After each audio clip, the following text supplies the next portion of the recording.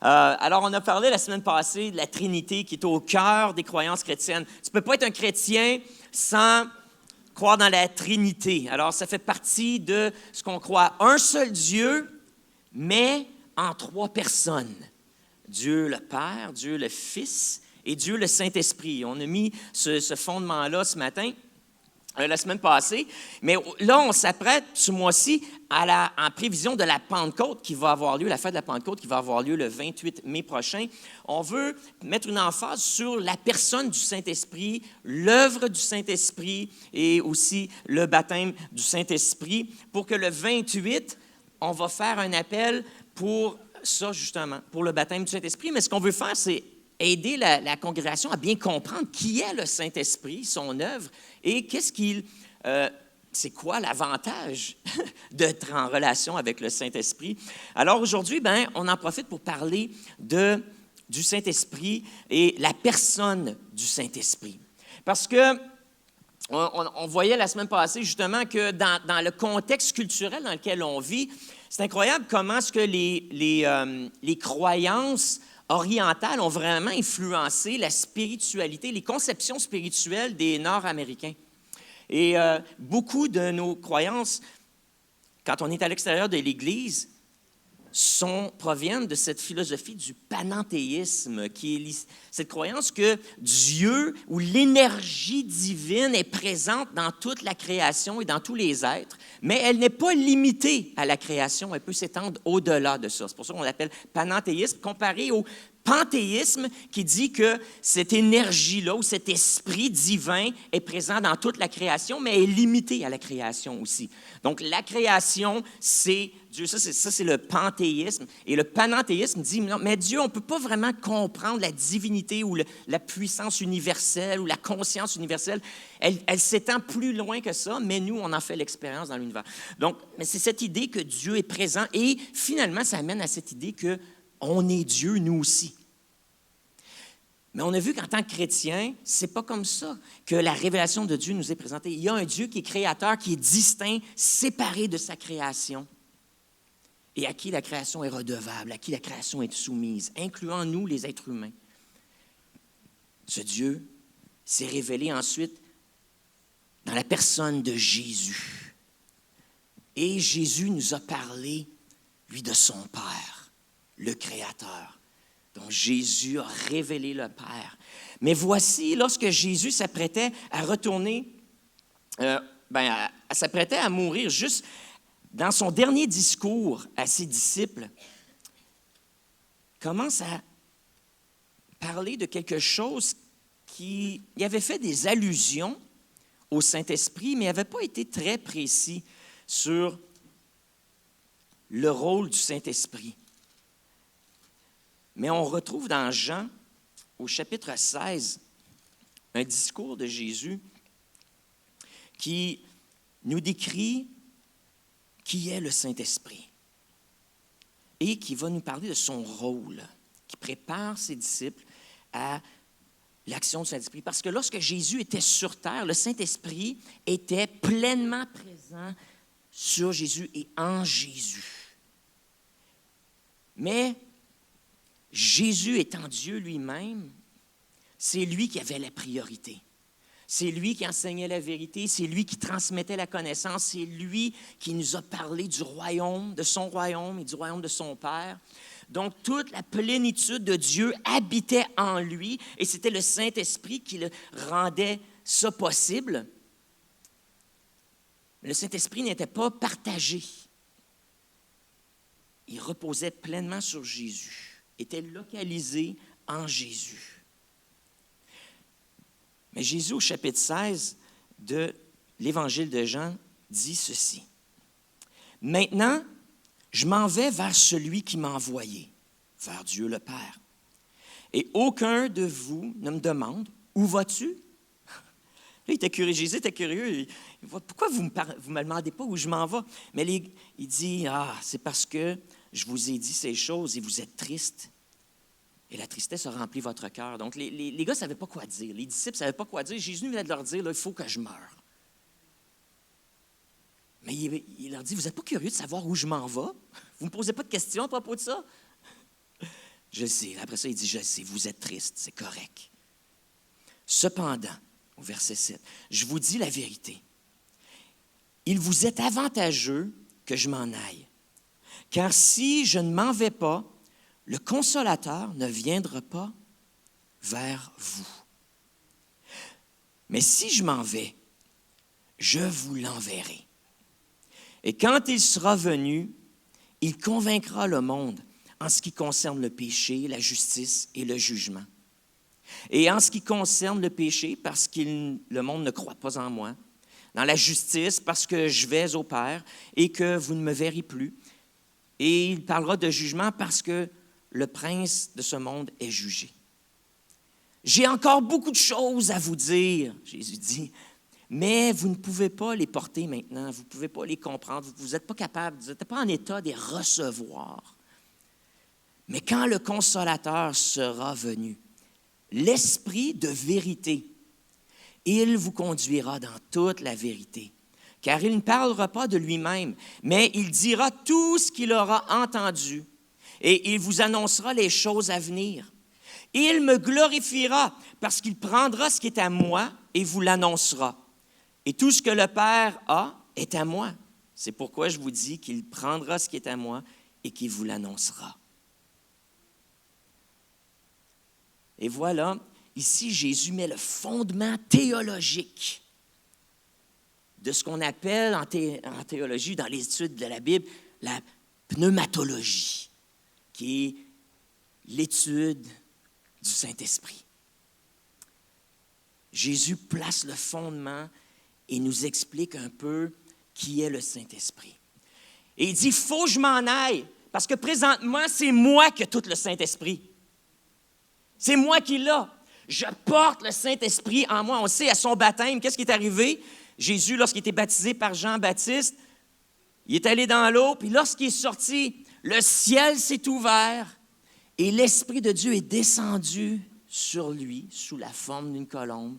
Et là, le Père lui-même a parlé du ciel et a dit, « Voici mon Fils, en qui j'ai mis toute mon affection. » Donc déjà, dans cette scène-là, on a la Trinité en action, en opération, présente dans le même moment. Mais à partir de ce moment-là, le Saint-Esprit est avec Jésus, complètement, entièrement, et il n'est pas partagé. Alors Jésus dit, « Il faut que je m'en aille, parce que lorsque moi, je ne serai plus là, puis que je vais avoir pris ma place dans mon royaume, à la droite de Dieu le Père, je vais faire quelque chose. Cet esprit-là que j'ai en moi, je vais vous l'envoyer. Je vais le distribuer et vous allez le recevoir, chacun d'entre vous. » Et puis, il explique qu'est-ce que cet esprit-là va faire. C'est intéressant parce que la première chose qu'il dit, il dit, « Je sais, les gars, mes disciples, mes amis, vous êtes tristes parce que je m'en vais. » Mais la première chose que le Saint-Esprit va faire, c'est qu'il va vous consoler. Il va être un consolateur. Wow! Hein? Vous êtes triste. Vous ne pouvez pas recevoir tout ce que j'ai à vous dire parce que vous êtes triste, parce que je m'en vais. Mais voici, je vais vous envoyer le consolateur. Puis lui, il va réconforter vos cœurs. Quelle belle image de l'empathie de Jésus pour ses disciples. Mais dans ce terme-là, le consolateur, il y a tellement plus aussi que juste quelqu'un qui nous accompagne, qui nous assiste dans un moment de tristesse ou lorsqu'on se sent faible, dans un moment de faiblesse, qui vient nous relever. Il y a tellement plus que ça dans ce mot grec qui parle du paraclète. En fait, on a cette conception aussi d'un avocat, quelqu'un qui va pouvoir prendre ta défense, de quelqu'un qui, lorsque tu subis de l'injustice, va se lever et être ton avocat, prendre ta justice à cœur, ta cause à cœur. Celui qui enseigne. Le Saint-Esprit, il est personnel. Ce n'est pas une énergie. C'est encore là, comme on a dit la semaine passée, souvent on a cette conception-là en Amérique du Nord, en Orient, de cette énergie universelle. Et le Saint-Esprit, oui, c'est une force. Oui, c'est un esprit, il est accessible à tous, mais il n'est pas juste une force impersonnelle, mais il est très personnel. En fait, regardez comment Jésus en parle. Il utilise les pronoms « il », « le ». Il parle de lui. Il ne parle pas de cette chose, mais il parle d'une personne en utilisant ses pronoms personnels. Il, lui. Il l'appelle le Saint-Esprit ou l'Esprit. Parce que c'est l'Esprit de vérité. Il l'appelle aussi le Consolateur. Des choses qui représentent des personnes. Un consolateur, c'est une personne. Tu ne peux pas être consolé par un objet, mais c'est une personne qui peut exercer un ministère envers toi. Cet esprit-là est une personne, il va exercer un ministère envers vous. Il, lui, il console, il encourage, il vit. Il est personnel. Il parle de cet esprit qui est un esprit de vérité aussi. L'esprit de vérité. Il n'y a pas de mensonge dans le Saint-Esprit. Il prend ce qui est à Dieu, il prend les vérités du royaume de Dieu et il nous les transmet. Il prend les vérités que Christ a prêchées, telles qu'on les a dans les Écritures, dans les histoires, dans les évangiles, et il les rend vivantes. Il allait aider les disciples à se souvenir de ce que Jésus avait enseigné, parce qu'à ce moment-là, il n'y avait rien qui avait été écrit encore, à moins que peut-être quelques-uns prenaient des notes en secret. Il allait prendre la vérité et la transmettre. Qu'est-ce qu'il allait faire? Il allait aussi conduire. Il allait guider. Donc cet esprit-là ne fait pas juste consoler, mais il guide.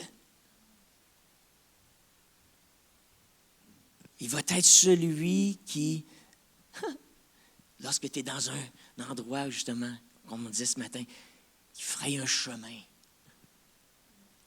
lorsque tu es perdu, lorsque tu ne sais plus où aller, lorsque tu ne sais plus quoi croire, lorsque tu es confus, lorsque tu fais face à des difficultés, puis tu es submergé, lorsque tu commences à perdre la tête, le Saint-Esprit va venir et lui va te conduire. Lui te conduit. Tu prends sa main et lui t'amène à bon port. Donc c'est un guide. Mais il conduit dans la vérité. Il ne t'amènera pas dans le mensonge. Il ne t'amènera pas dans les fausses doctrines.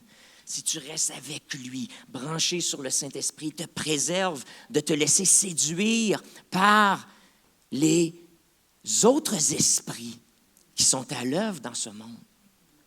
Vous savez, il y a plus qu'un esprit. Vous, chacun de vous, vos parents biologiques ont créé un corps. Ça, c'est le privilège que Dieu donne à l'être humain, c'est de créer d'autres êtres humains, de procréer. Ce n'est pas Dieu qui a décidé. C'est ton père et ta mère qui ont décidé, ou peut-être qui n'ont pas décidé, mais ça a donné de même. Ils ont fait un bébé.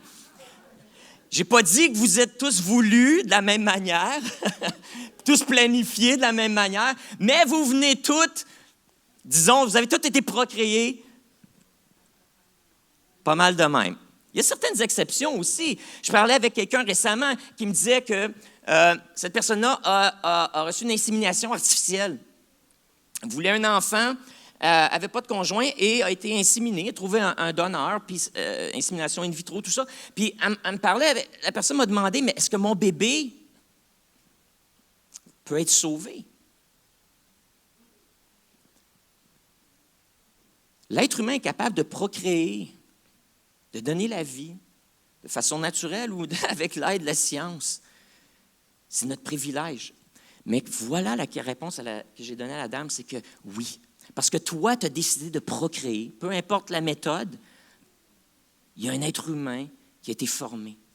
Mais à ce même moment-là, lorsque cette vie biologique a pris place, Dieu a créé un esprit unique cet esprit-là n'est pas créé par les hommes, mais c'est Dieu qui crée cet esprit-là, qui a une identité, une destinée propre, et l'a joint à ce corps biologique-là.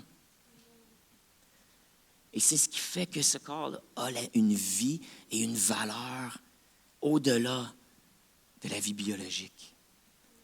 Et on va en parler peut-être un petit peu plus à la fête des pères encore. Je suis en train de préparer un message, déjà je pense à la fête des pères, sur la vie et le sens sacré de la vie. Mais donc Dieu crée un esprit et le place. Donc chacun de nous, on est habité par un esprit qui est le nôtre. Cet esprit-là n'a même pas le même nom que tu portes aujourd'hui, savais-tu?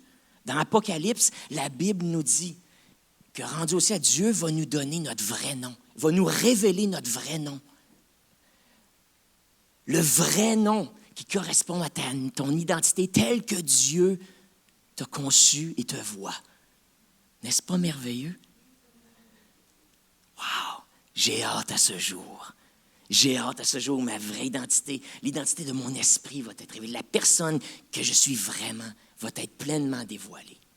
Mais donc, il y a des esprits humains. Mais il y a aussi d'autres esprits que Dieu a créés.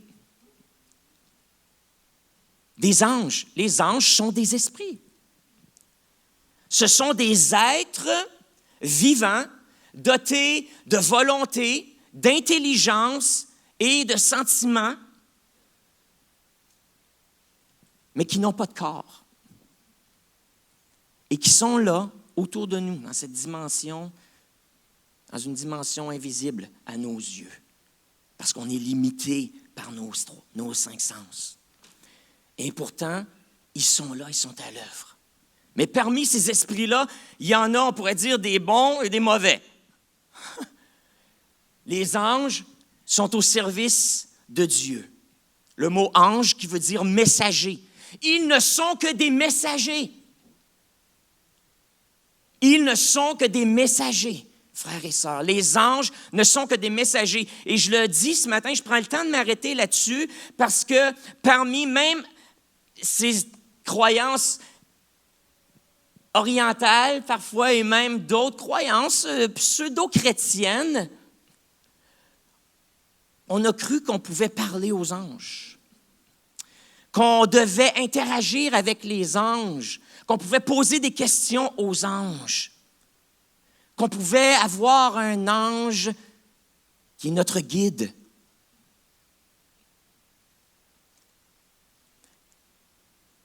La Bible est très claire. Il y a un guide. Qui est-ce qui guide dans toute la vérité? Le Saint-Esprit. Et le Saint-Esprit parle au nom de qui? Jésus. Et il glorifie qui? Jésus et le Père. Donc, d'interagir avec des anges, de prier les anges, ce n'est pas une doctrine chrétienne. Les anges existent, mais ce n'est pas à nous de faire appel à eux. Ils sont au service du Père et le Père les déploie pour porter assistance aux saints. Et donc, tant mieux si Dieu déploie des anges pour t'aider, tant mieux si tu es comme Paul, puis tu as eu une vision, puis spirituellement, tu as été capable de voir qu'un ange t'aidait. Tant mieux. Glorifie Dieu, remercie Dieu pour cette expérience extraordinaire. Parce que ce n'est pas tout le monde qui a ce privilège-là de voir des anges à l'œuvre.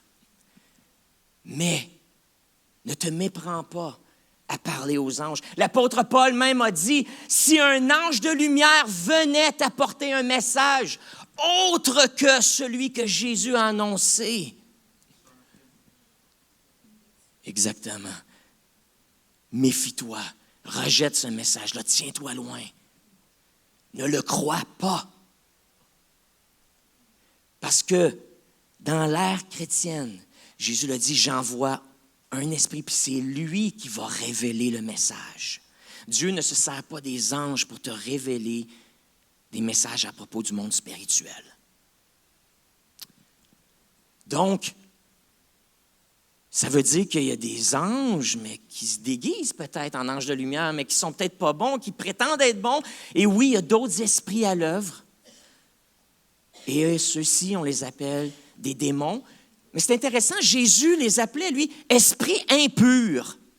Pourquoi? Parce qu'il voulait créer un contraste entre, il y a un Saint-Esprit qui est pur, qui est parfait, qui est sans tache, et il y a d'autres esprits, des esprits impurs, ou qui ne sont pas saints, qui sont l'opposé de la sainteté. Et donc, pour ça, ils ont attribué un autre nom aussi, qui est démon.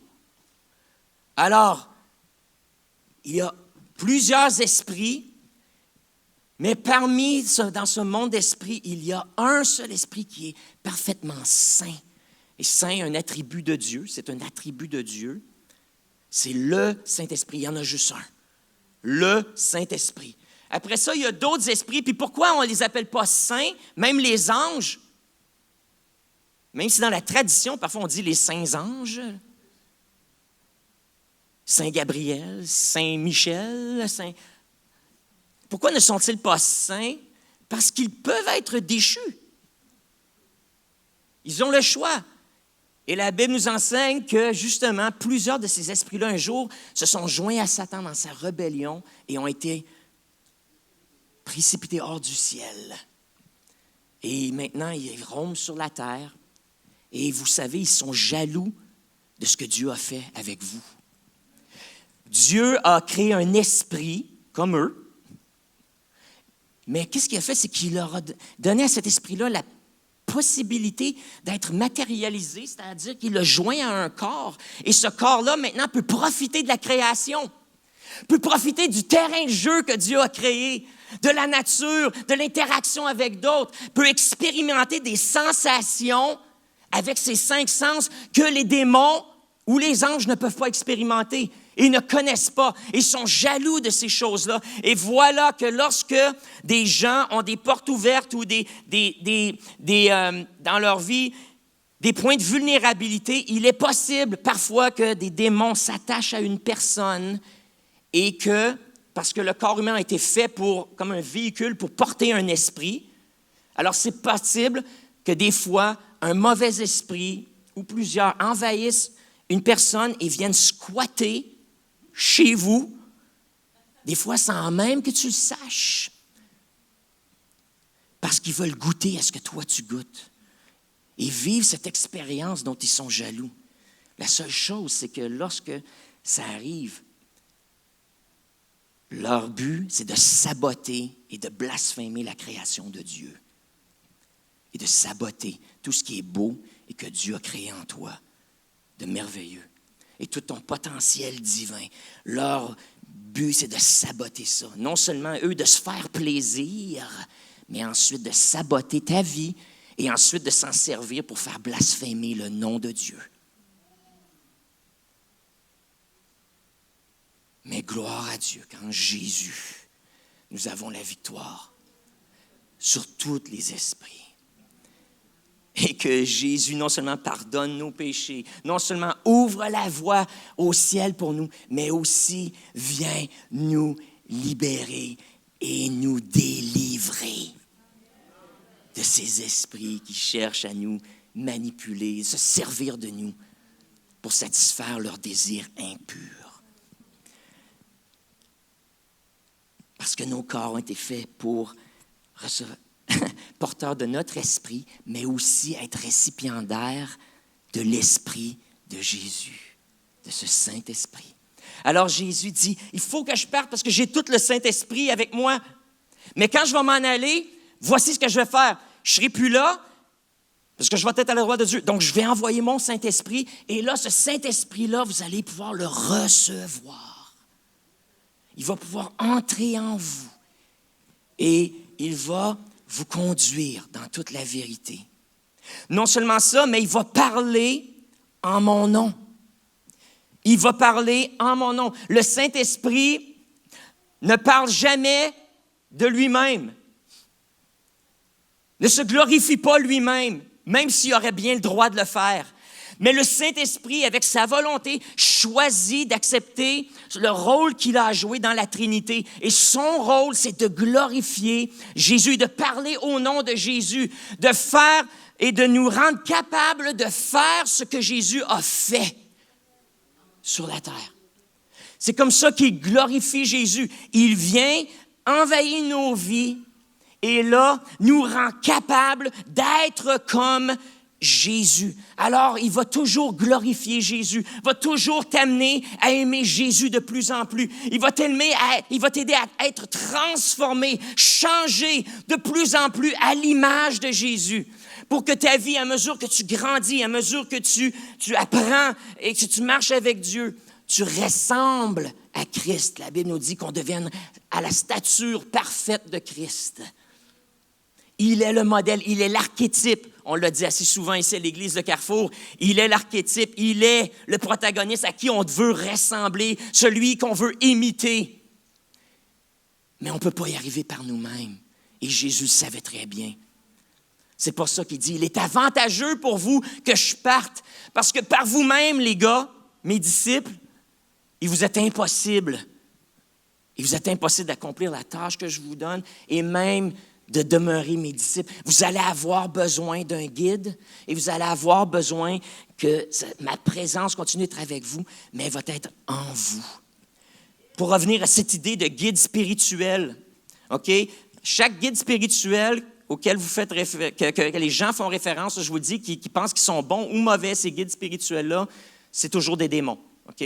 Si je n'ai pas été clair tantôt, je vous le dis là, c'est toujours des démons. Toujours des démons. Et je vous le dis, si vous avez joué avec ces choses-là, ou vous êtes curieux de ces choses-là, vous devriez venir me rencontrer pour qu'on fasse un peu de guérison intérieure. Parce que ça s'accroche, puis ça contamine, puis oui, il y a besoin de faire du nettoyage dans vos vies. Il y a juste un guide, c'est le Saint-Esprit. Il glorifie toujours Jésus.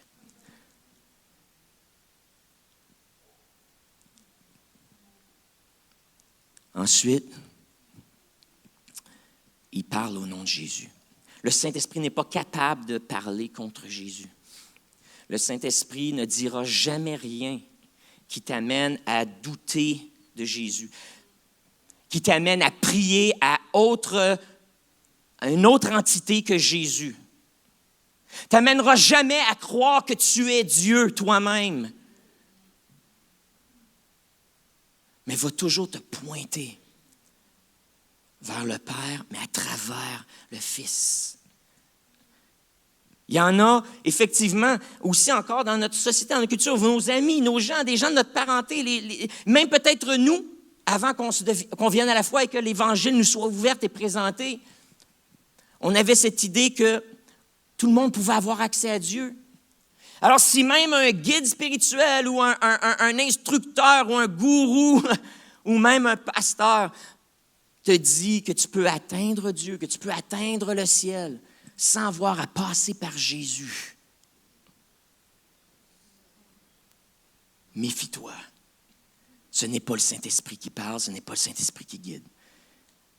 Parce qu'il y a juste un nom qui a été donné, sous le ciel, sur la terre, par lequel nous pouvons être sauvés. Et c'est le nom de Jésus.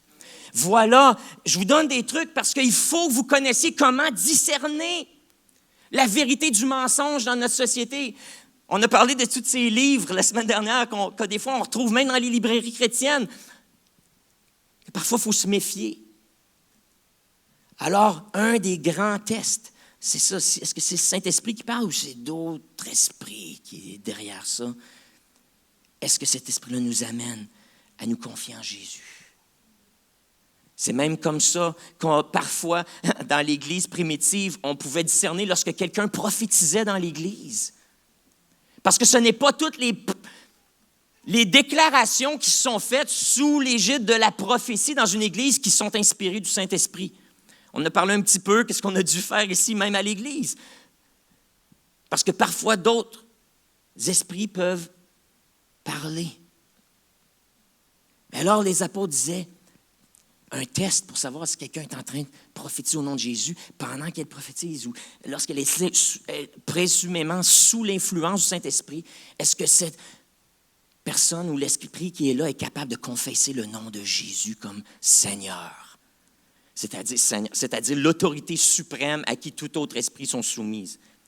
Et si, pendant que la personne prophétise, ou qui est là dans un moment d'extase, elle n'est pas capable de proclamer le nom de Jésus, de glorifier Jésus, l'expérience qu'elle est en train de vivre n'est pas par le Saint-Esprit. Cette personne-là est en train d'être manifeste un démon. Parce que le Saint-Esprit est toujours capable de glorifier Jésus.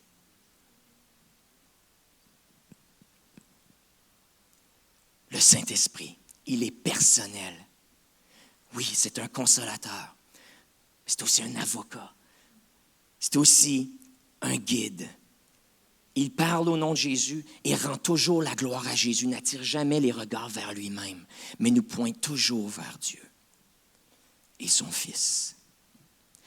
Et Jésus ici nous donne une autre dimension de son ministère. Cette personne-là du Saint-Esprit va faire quelque chose. Il va convaincre le monde de péché, de justice et de jugement. De péché, de justice et de jugement. Et là, c'est intéressant, Jésus donne l'explication, puis je trouve que quand il donne l'explication, ça ne nous éclaire pas plus des fois. Vous remarquez ça? Jésus est tellement profond. Jésus est tellement...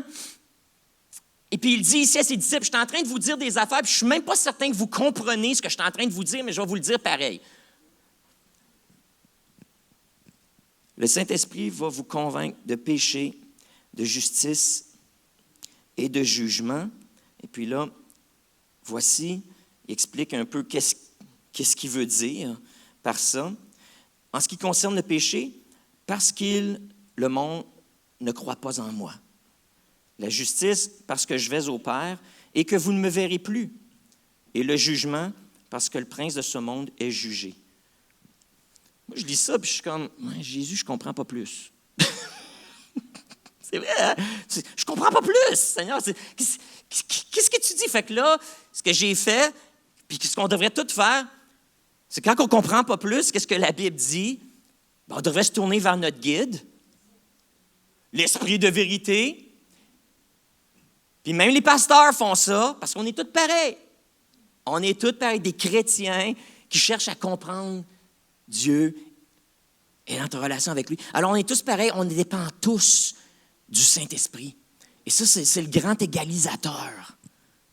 C'est qu'on dépend tous du même Saint-Esprit pour nous guider. Alors, ce que je fais quand je ne comprends pas quelque chose comme ça, je dis, est-ce que Jésus s'en allait avec ça? Qu'est-ce qu'il essayait de dire? Saint-Esprit, guide-moi. Parce que je veux comprendre ce que Jésus a à dire. Je veux comprendre ce que Jésus a enseigné. Donc, Saint-Esprit, tu es mon guide, tu es l'Esprit de vérité, tu étais en Jésus, tu as dit ces choses-là avec lui, vous vouliez nous communiquer ce message-là, alors maintenant, clarifie le message. Donc, le Saint-Esprit, Jésus dit, va venir, il va convaincre le monde de péché parce qu'il ne croit pas en moi.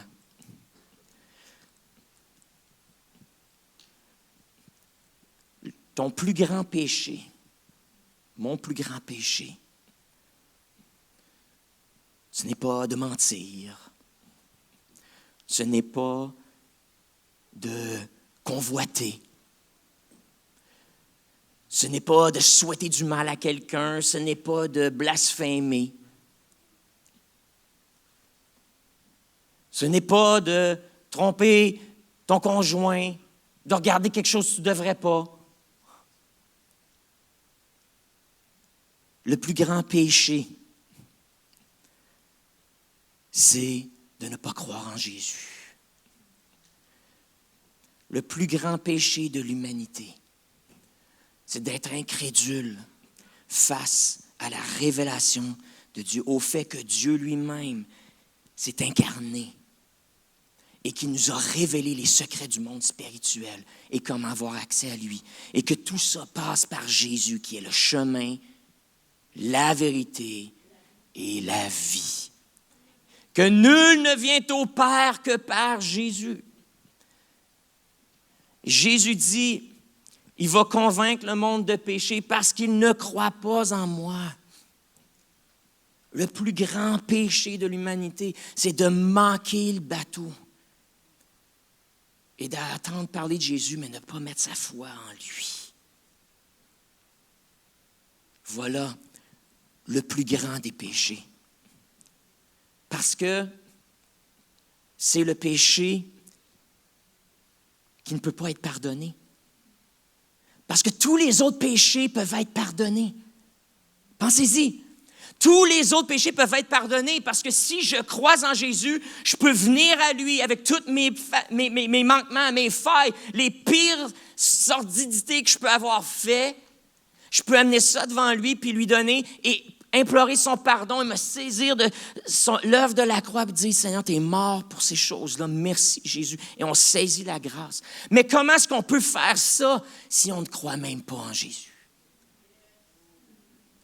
Et voilà pourquoi, s'il y a un péché qui est impardonnable, cette conception de péché impardonnable, des fois qui est dure à comprendre, là. Il y en a qui ont dit, c'est le suicide. Ce n'est pas le suicide.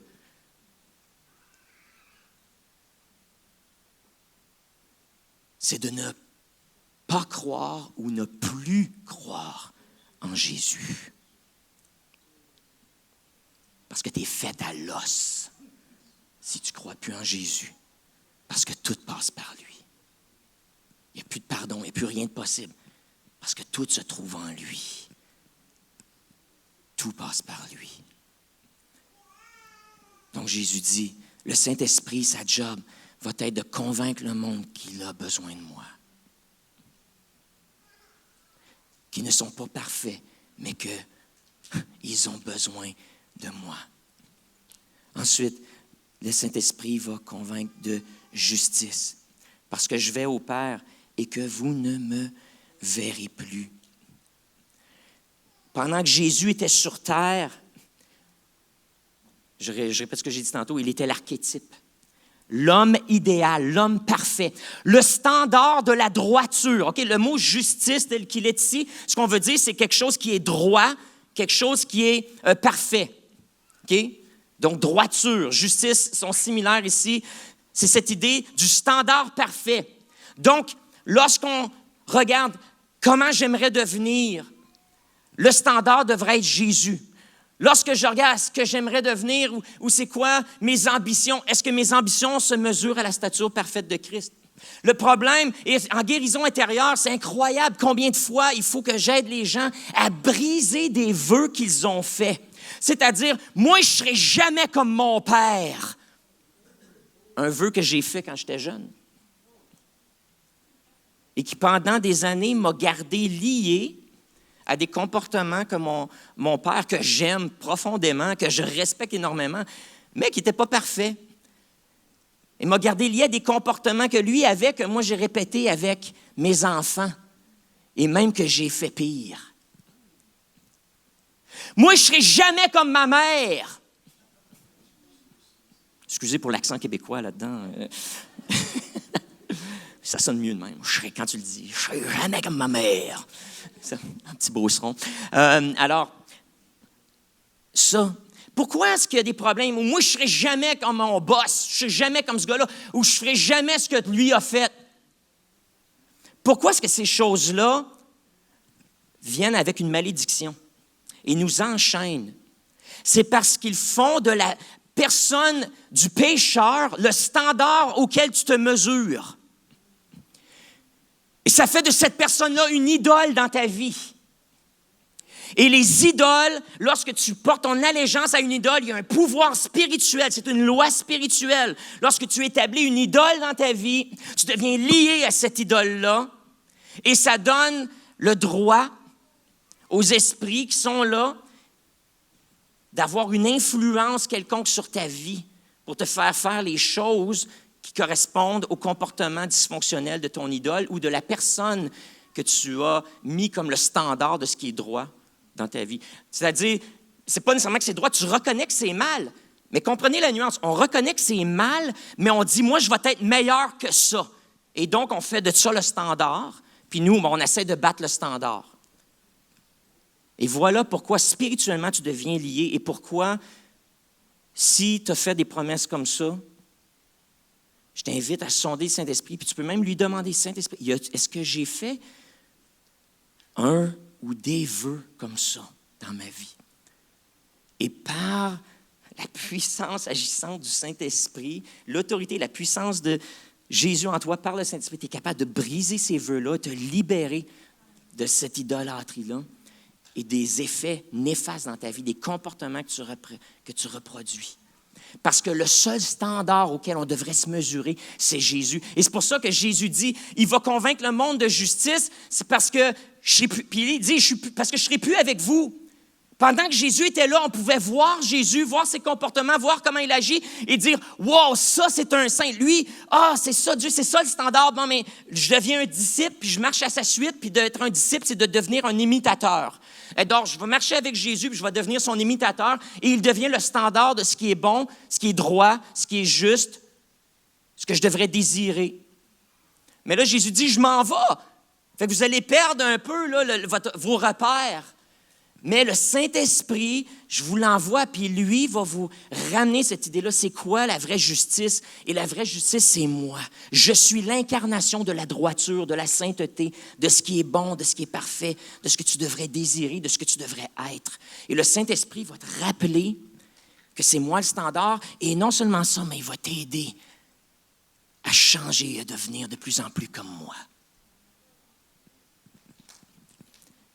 Finalement, le Saint-Esprit, dans cette dimension-là ici, va convaincre le monde de jugement. Et Jésus explique, parce que le prince de ce monde est jugé. En fait, il fait référence à quelque chose que déjà il a dit dans Jean au chapitre 12, un petit peu plus tôt, lorsqu'il était avec un groupe de personnes et même qu'il y avait des Grecs qui étaient là, c'était plus juste des Juifs là, qui écoutaient les prédications puis qui recherchaient Jésus. Mais il y avait des prosélytes, si on veut, des gens qui s'étaient convertis au judaïsme, mais qui venaient de d'autres origines. Entre autres, ici, il y avait des Grecs qui étaient là. Et Jean, au chapitre 12 et au verset 30, Jésus dit, « Ce n'est pas à cause de moi que cette voix s'est fait entendre. » OK, là, Dieu le Père vient encore de parler. Jésus vient de faire un discours. Et encore une fois, on n'est plus à son baptême, là, mais on se rapproche là, du moment où Jésus va mourir. Donc, c'est dans les dernières semaines là, avant que Jésus meure. Et encore une fois, le ciel s'ouvre et une voix se fait entendre.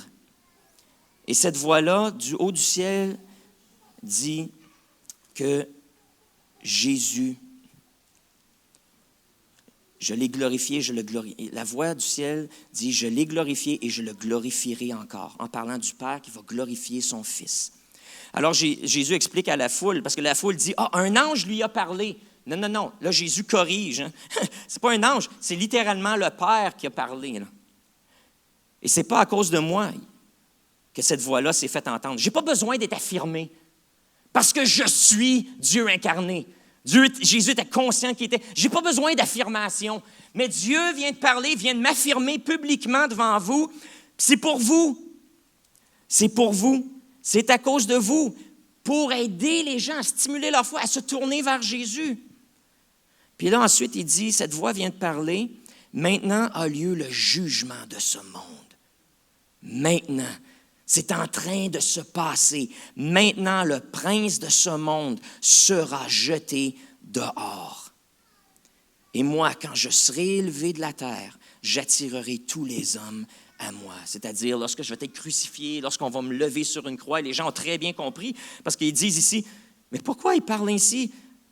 En parlant ici, il indiquait de quelle mort il devait mourir. Et là, il dit, quand je vais être élevé sur la croix, à ce moment-là, c'est là que le jugement va s'accomplir pleinement. Mais déjà, le procès a commencé. C'est ça que Jésus est en train de dire. Le procès de Satan a déjà commencé. Pendant que Jésus était sur terre en train de faire son ministère. Et la croix sera le moment où Dieu va faire descendre son marteau et dire, maintenant, c'est accompli. Satan a été jugé et trouvé coupable. Donc, ici, Jésus dit, un des rôles du Saint-Esprit va être de rappeler aux gens qu'il y a un Dieu qui juge. Et frères et sœurs, ça aussi, dans le courant de pensée dans lequel on vit, on a parfois de nos bien-aimés, et peut-être même de nous, certains d'entre nous qui croient qu'on peut être assez bon pour aller au ciel. Que encore, il y a cette idée, c'est drôle, on a instinctivement, on se doute, on connaît le concept de justice, puis qu'on sait que le mal, en quelque part, doit être puni, puis que le bien doit être récompensé. C'est instinctif, c'est ancré dans la conscience humaine, peu importe dans quelle société tu te trouves, dans quelle culture tu te trouves. Il y a cette idée de bien et de mal, mais aussi de rétribution et de récompense.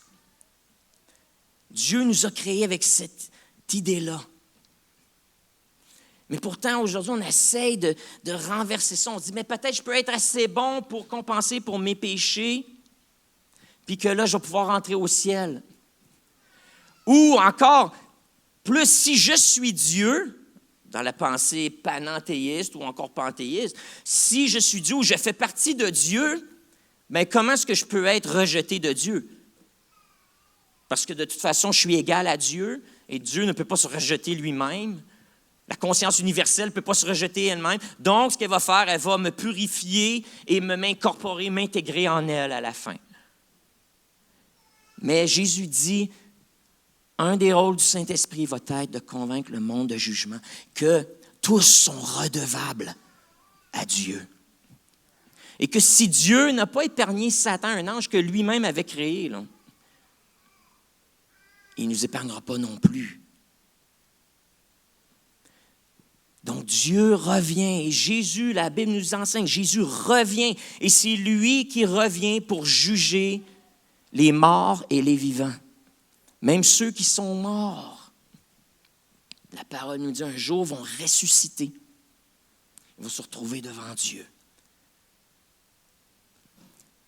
Et ceux qui sont trouvés, qui n'auront pas mis leur foi en Jésus, seront jugés, trouvés coupables du plus grand péché, de ne pas avoir reçu la révélation du fait que Dieu est venu sur la terre pour nous parler et n'ont pas cru en lui.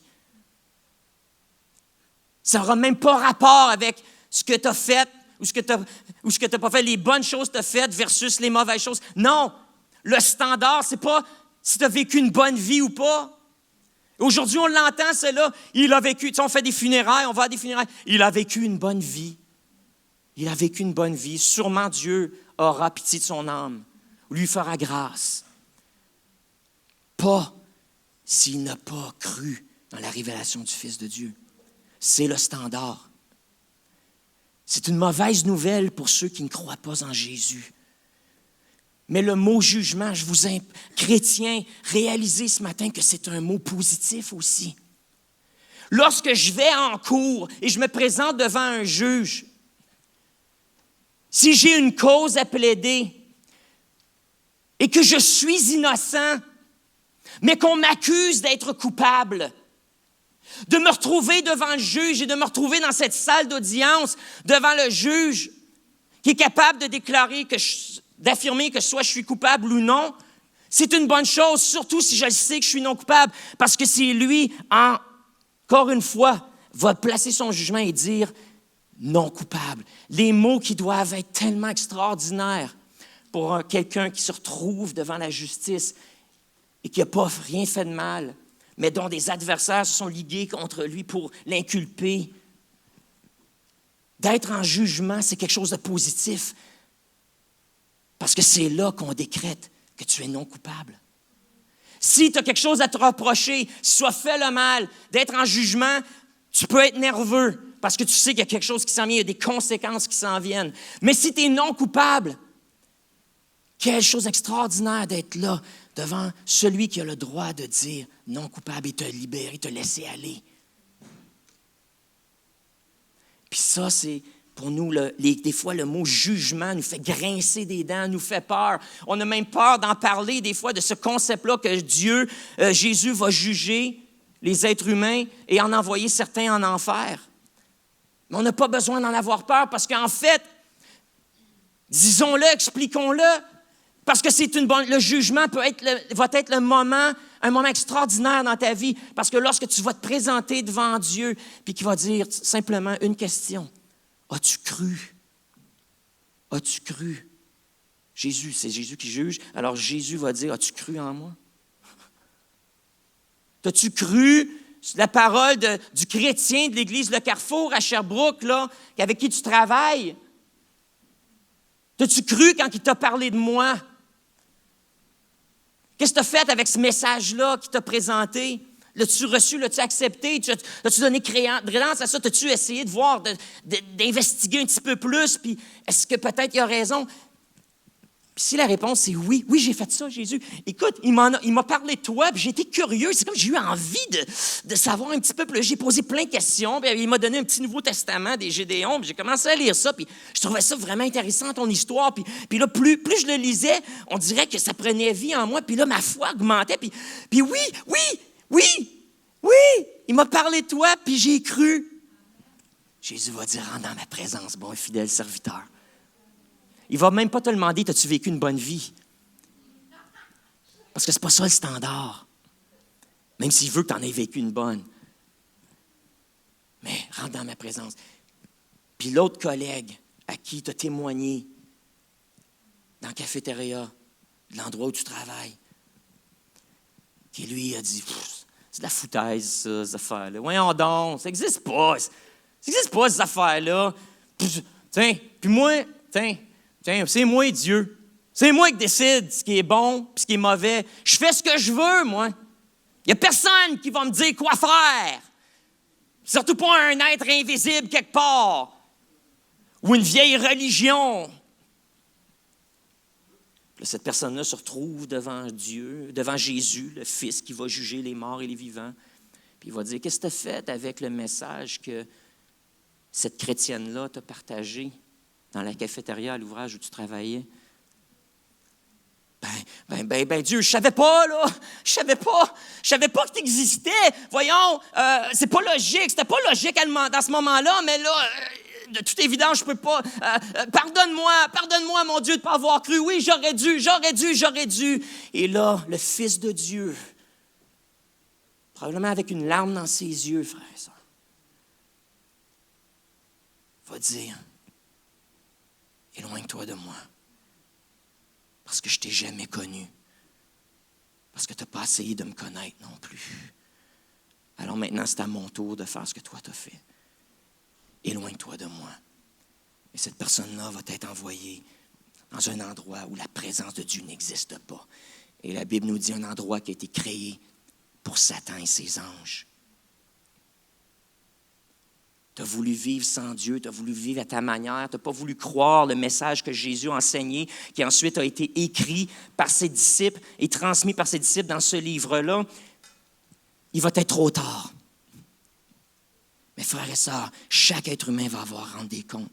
Et voilà un des travaux du Saint-Esprit, c'est de rendre cette vérité-là vivante et de donner le goût aux gens de désirer être trouvés non coupables et de les diriger dans ce sentier où Dieu les fait passer par Jésus, qui est le standard, et de leur montrer leur propre péché, leurs besoins de Jésus, et de les amener à se repentir et à se soumettre à la seigneurie de Jésus dans leur vie. Afin que, lorsqu'ils vont se retrouver devant lui, il va dire, en ma présence, bon et fidèle serviteur. Et voilà ce que le Saint-Esprit fait, entre autres. Et la semaine prochaine, c'est notre sœur Kathleen, pasteur Kathleen, qui va apporter la parole, qui va aller un peu plus en profondeur avec l'œuvre du Saint-Esprit dans la vie du croyant, parce qu'il fait bien d'autres affaires aussi. J'ai juste touché quelques idées aujourd'hui, mais elle va aller encore plus en profondeur là-dedans. Mais voilà la porte qui s'ouvre. Le Saint-Esprit, on en a besoin. on doit être en communion avec lui, on doit le recevoir, le vouloir, parce qu'il nous guide dans toute la vérité vers Jésus. Prions ensemble. Jésus, merci que lorsque tu es monté au ciel, tu as dit, je ne vous laisserai pas seul, mais que tu as décidé, dans ta grande sagesse, puis dans ton amour, de nous envoyer ce consolateur, cet esprit qui est parfait, pur, esprit de vérité, esprit de sainteté, pour nous guider vers toi et nous aider à devenir comme toi. Merci qu'on n'a pas à vivre notre foi par nos propres forces, mais qu'on a à simplement se laisser remplir par toi. Et ça fait toute la différence. Alors, je vous invite ce matin, juste pendant que les yeux sont fermés. J'ai dit beaucoup de choses, mais je vous pose une question ce matin. Parce que je sais que le Saint-Esprit est à l'œuvre et il fait sa job de convaincre de pécher, c'est-à-dire de nous rendre compte qu'on n'est pas parfait, qu'on a besoin de Dieu, mais que Jésus est le chemin. Il est le standard de droiture. On doit devenir comme lui et on doit se soumettre à lui. Sans quoi, on ne pourra pas aller au ciel. Alors ce matin, si tu veux aller au ciel, maintenant tu connais le chemin, ça t'a été expliqué. Est-ce que tu veux soumettre ta vie? Est-ce que tu veux croire dans le message de Jésus tel qu'il a été présenté ce matin? Pendant que les yeux sont fermés, les têtes baissées, si c'est toi, tu dis, oui, je choisis aujourd'hui de croire. Là, je comprends comme je n'ai jamais compris avant. Juste, fais-moi un signe de ta main. Lève ta main, là où tu es. Amen. Est-ce qu'il y en a d'autres? Est-ce qu'il y en a d'autres? Oui, amen, amen. Plusieurs personnes qui lèvent leur main. Est-ce qu'il y en a d'autres? Tu dis, il y en a, je sais, vous l'avez compris ça déjà, c'est correct. Vous n'avez pas besoin de lever votre main, mais ceux d'entre vous, vous dites, je viens de le saisir comme si c'était la première fois que ça m'était expliqué. Puis oui, aujourd'hui, je choisis de croire, de mettre toute ma foi en Jésus. Mais je veux dire que déjà, tu es en communion avec le Saint-Esprit. Vous qui venez de lever votre main, parce que c'est le Saint-Esprit qui vous a aidé à voir, à comprendre, puis à dire, vas-y, lève ta main. Tu as écouté, tu as entendu, bravo. Parce que déjà, ça veut dire que le Saint-Esprit est à l'œuvre en toi. Fait que maintenant, je t'invite juste à faire cette confession de foi, cette prière où tu dis simplement Jésus, les mots suivants, puis tu peux répéter avec moi. Jésus, je choisis de croire en toi. Que tu es le chemin, la vérité et la vie. Et que nul ne peut venir au Père que par toi. Merci pour ton Saint-Esprit qui déjà m'a influencé, m'a aidé à comprendre.